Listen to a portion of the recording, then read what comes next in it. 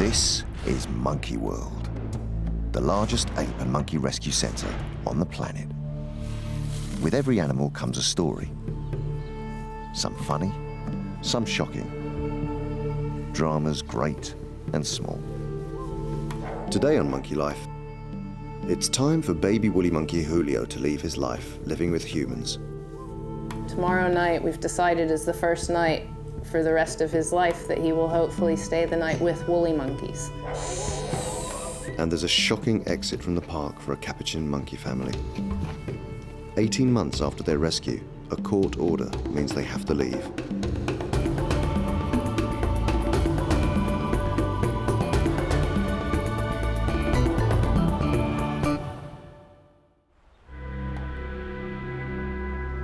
Monkey World is involved with a number of endangered species breeding programs.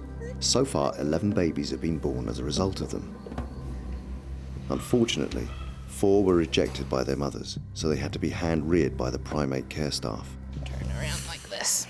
7 months ago, Alison took on the care of baby woolly monkey Julio.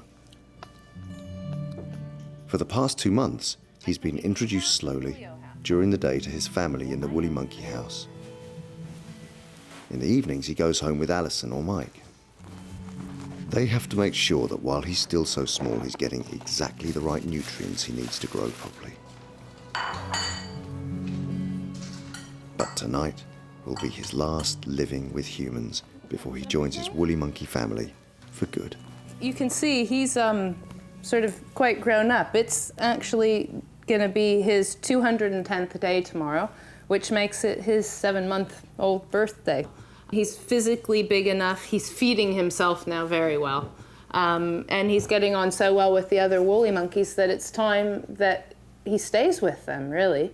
And the first hurdle to that step is not just abandoning him, because that would be psychologically quite tough on him, is we'll get him to stay overnight with him. So tomorrow night, we've decided, is the first night for the rest of his life that he will hopefully stay the night with woolly monkeys. And I think he's going to be thinking, come on, time to go home, where's Mike or Allison? But yeah, that's it. He's going to tuck up with them, and I'm really hoping, fingers crossed, that he and Lena tuck up together. And if they do, he'll have no problem whatsoever. Julio has grown into a confident little boy. He plays wherever he wants to, and the other woolly monkeys are very happy to let him. He just pushes right past them. You know, they can be eating and he gets in there to see if there's anything he wants. If he's walking through the tunnel, I mean, even Lavar, the dominant male, will step aside, step back for Julio to come through the tunnel. Yes, we're talking about you. So, you know, like babies in almost all primate groups, he's the cherished individual. He is looked after and given everything and anything he wants because he's a baby, and they seem to have taken him on, assimilated him into the group as if he were their own. I'm just pleased for him that they've sort of taken to him as much as, you know, Mike and I did. So I think he'll do well in there. Monkey World has a policy that any animal they rescue is free to stay at the park to live out their lives with others of their own kind in a natural environment. But this is all about to change. For the first time in the park's history, a court order means a group of primates have to leave. It's a family of capuchin monkeys who were rescued just 18 months ago. Alison is devastated by the decision. She was heavily involved in their rescue mission. It all started out when an undercover officer from the RSPCA decided to reply to multiple articles that he saw in newspapers and magazines, proudly advertising the fact that they had a baby capuchin monkey that was captive born in UK that they were prepared to rip away at the tender young age of 3 months.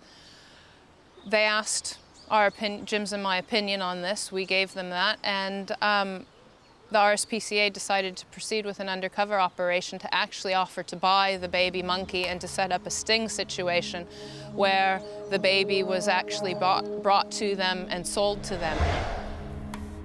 Anyone in Britain can keep and sell a primate with the appropriate license. The current law for keeping exotic pets is now almost 100 years old. And while Jim and Alison continue to try and get the law changed, it's the primates who suffer.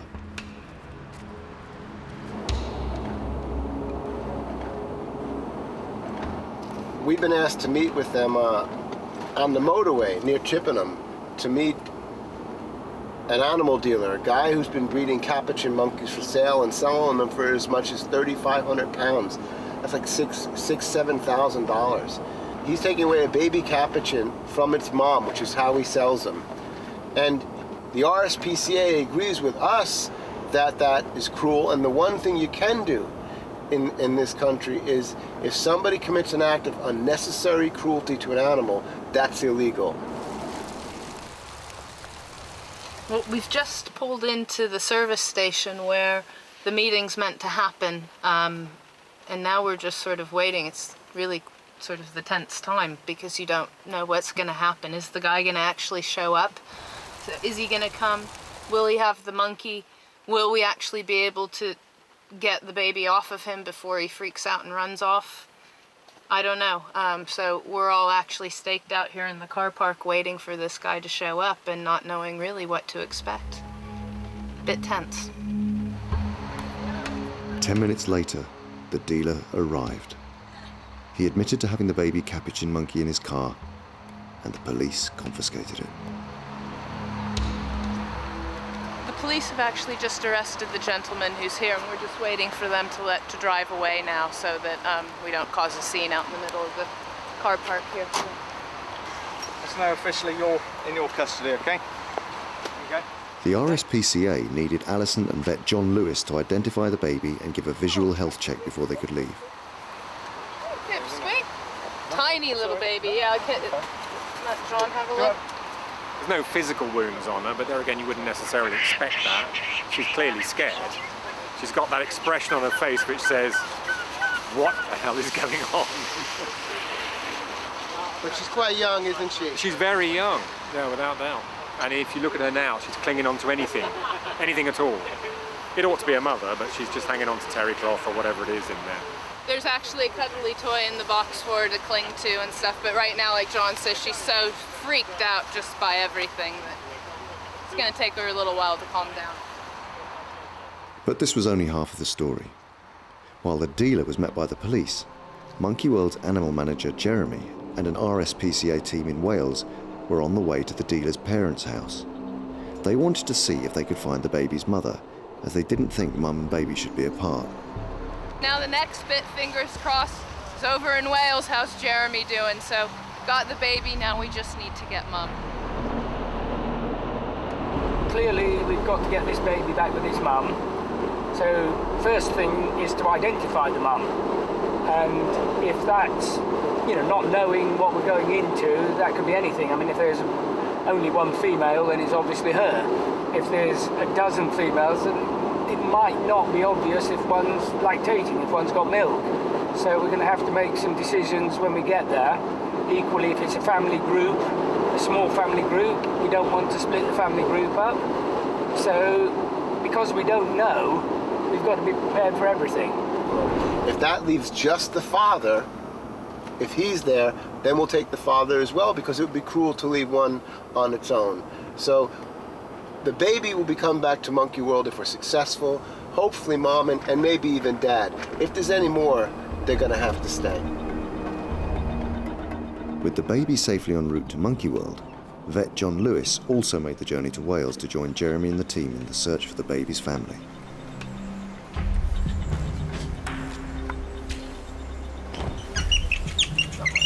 Yeah, that must be Mum and this is Dad. So, not happy about taking a female, not the male. It's not going to be a happy bunny at all. There's no way that they can be living separately. No. So we're looking at a family group, and therefore they either stay together or they go together, and I don't think they ought to stay here. The situation is we've got a family group of animals. In fact, the baby's been taken from the mother, but it's actually in with the mother's in with the father. They're in reasonable physical condition. The facilities they're in are not terribly cramped, but it's filthy, and there's no facility for separating them or dealing with them in any way at all. Given that we think the baby's been taken away far too young from its mother, and so in order not to leave one animal, one adult on his own, all three are going to be confiscated until the outcome of the legal proceedings. So we have to take the male and the female now. It's been 18 months since the Monkey World team confiscated the capuchin family. Since then, they've been living happily all together in a more natural environment. But recently, the case has been to court to decide whether the monkey's owner had treated them cruelly, and now they have a ruling. What the RSPCA were hoping is that they could prove that the standards in which and the methods in which this man was using to breed and sell his monkeys were indeed actually cruel. So regardless of the law being legal for somebody to buy and sell the monkey, what he was doing was an act of cruelty, and that was their case. So it was wholly unnecessary, basically, for this man to breed a monkey and then to forcibly, when the mother's looking after it perfectly and feeding a 3-month-old infant, to forcibly tear them apart just so he can make a sale. The legal system, of course, takes quite a long time, you know, and I think it was about 9 months or even more before the court case was actually brought to trial. So, you know, we had Bonnie and Clyde, and by that point we had named the baby Andy at the park for quite a long time, and everybody grew very fond of them, and they adapted magnificently to their new environment, flying around their enclosure, playing wildly together, perfect family unit. But the court eventually ruled that even though suffering had taken place, the dealer had not caused unnecessary suffering by taking the baby away from its mother to sell it. And now, all the capuchins have to be returned to their owner. You know, it breaks my heart for them is the fact that, you know, our keepers spent more than a year looking after those monkeys, making sure that they were happy and healthy, and they were. And, you know, I had to tell them that they had to give them up. And, you know, we're very proud of the fact that monkeys and apes that come here have a good retirement home, and that it's usually forever. Sadly for Bonnie and Clyde, we were ordered by the courts to return them. You know, we're still here and we're still going to fight and campaign to stop the trade. And I don't expect that Bonnie and Clyde will be the last capuchins that we're asked to come and assist with. Yeah, personally, I'm just hoping that with something of this nature, that the people who actually enforce the legislation, the law, can, you know, look at it, be more open-minded, be more considerate to the actual emotional welfare of a family group. That family group of capuchin monkeys are having a nice time together. They love each other. They're sound. They're solid. If only that, then this hasn't all been in vain, because it's all a horrible thing to have to go through. It's dreadful for the monkeys. I mean, we're supposed to be the intelligent animal, for goodness sake. I mean, really, it's a bit of a farce, isn't it? It really is. It's just so sad to me. You know, people wonder why I isolate myself here. When you look out there, oh, goodness me, I don't want any part of it, thank you very much. You know, my conscience is clear.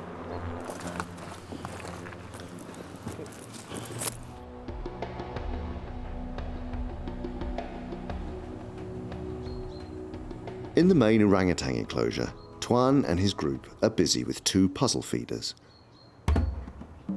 Orangutans are highly intelligent animals and enjoy problem solving to get their food. First on the scene is 11-year-old female Lucky, and she's keen to check out the new objects. But big male Tuan is still far more interested in his lunch. Roro has spotted the second feeder, but frustration seems to be getting the better of her. Lucky has quickly worked it all out. On the menu today is apple, lemon curd, and peanut butter. Hanging the pole from the frame makes the orangs work for their treats. Their long arms and short legs make them perfectly designed for tackling the feeding poles. And at last, Roro's cracked the puzzle.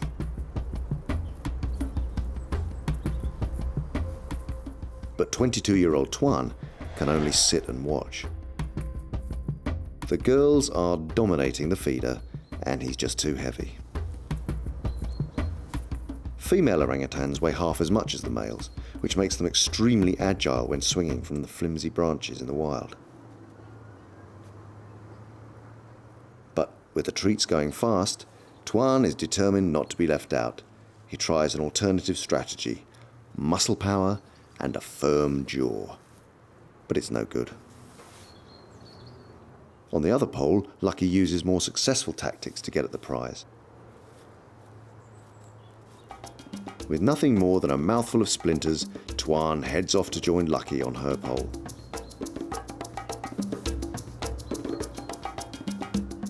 And it looks like things have finally clicked with the big man. And he gets his turn, tasting the treats.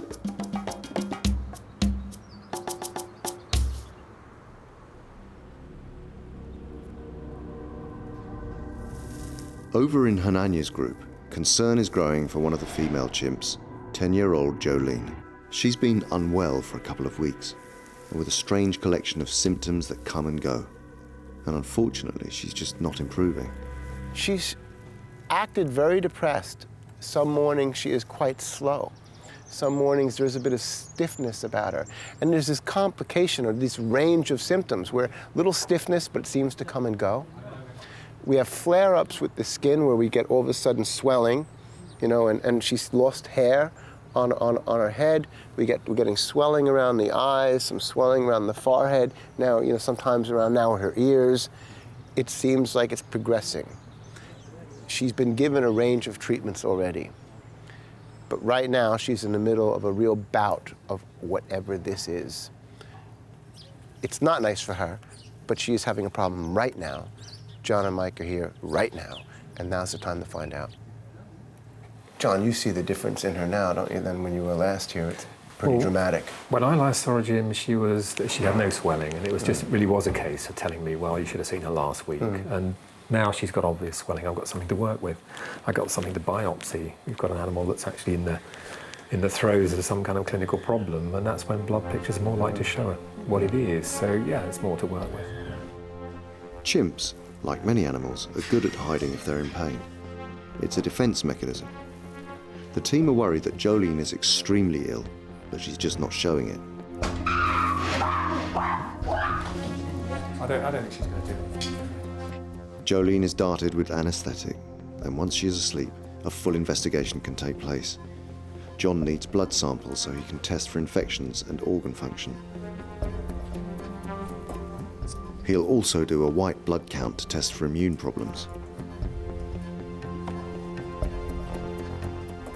X-rays may also shed light on the stiffness in Jolene's joints.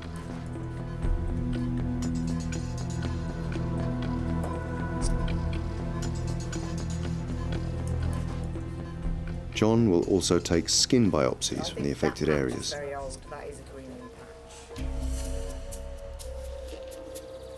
Some chimps do get grooming patches. Grooming is a popular and important activity in chimp society, and some lower-ranking members get over-groomed, which can lead to distinct patches of hair loss. But Jolene is a well-established female, so it's unlikely these patches are from over-grooming. But this, you see, this here, it's those ones. do they just spontaneously occur? Yeah. Okay. And there's one here as well. See there, that must be a fresh one, surely. This one here. Had you seen this before? Don't suppose you have. No. And there's one right on the top of the head here. Little area of ulceration.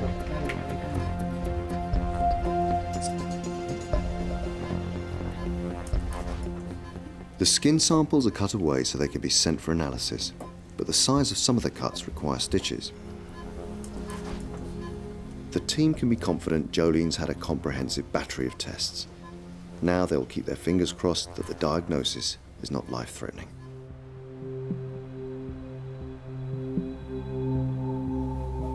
Since it began, Monkey World has worked with 15 governments worldwide, and now they're about to break new territory.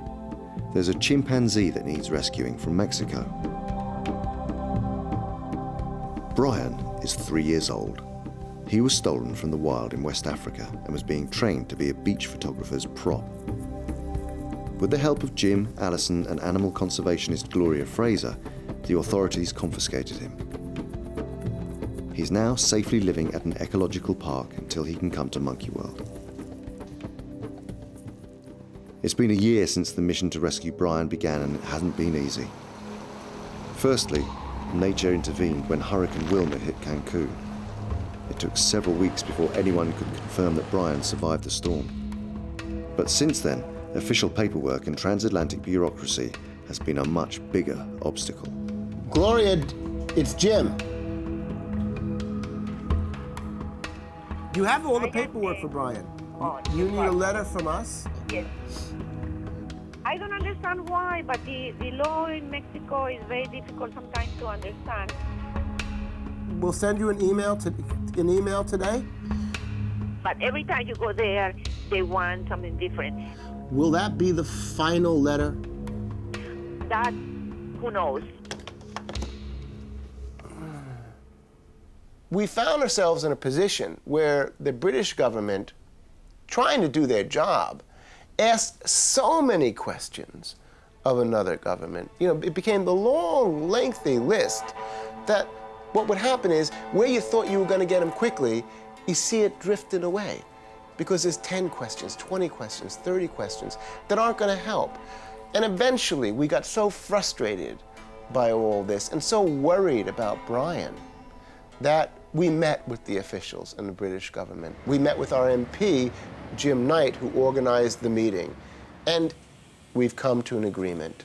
We've all accepted that when it's welfare, when it's suffering, do it right, but do it quick.